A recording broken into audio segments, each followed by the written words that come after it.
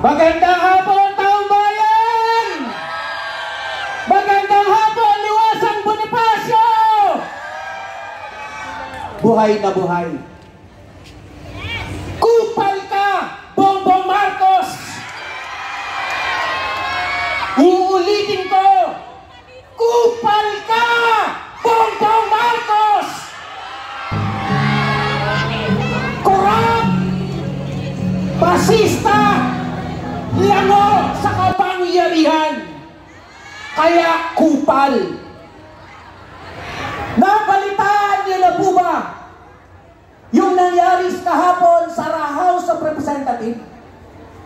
Meron daw po na dagdag sahod across the board sa lahat ng mga manggagawa sa buong bansa na nagkakalaga ng 200 pesos. Nabalitaan niyo ba?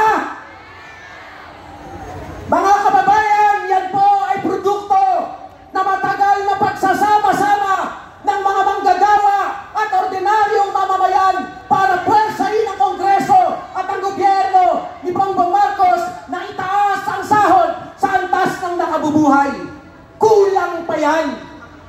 Kulang na kulang ang 200 pesos. Pues, Bongbong Marcos, hinahamon ka ng huring manggagawa na pirmahan mo a certified or certain bill ang 200 pesos para mapakinabangan na yan ng mga manggagawang Pilipino. Uulitin namin, kulang yan.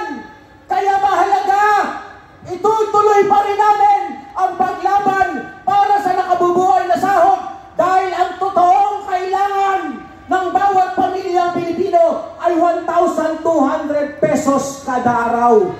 Napakalaki ng ambag ng mga manggagawang Pilipino.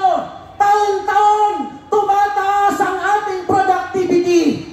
Taon-taon, kumikita ng milyon hanggang bilyon ang pinakamalalaking dayuhan at lokal na korporasyon sa Pilipinas.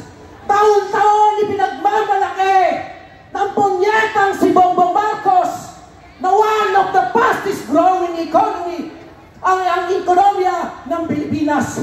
Pero ang sahod namin mga manggagawa ay nananatiling nakapako sa napakababang halaga.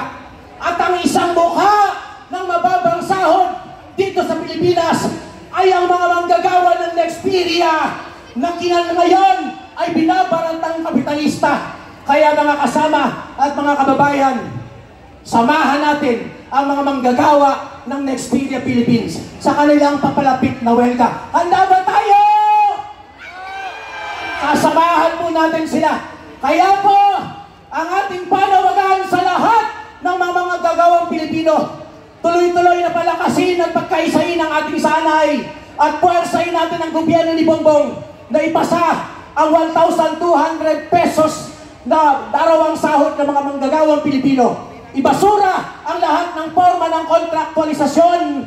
Palayain ang mga illegal na inaresto ng mga unionista. Palayain ang lahat ng bilanggoong politikal. Mabuhay ang mamamayang Pilipino. Mabuhay ang huring inapi at pinagsasamantalahan.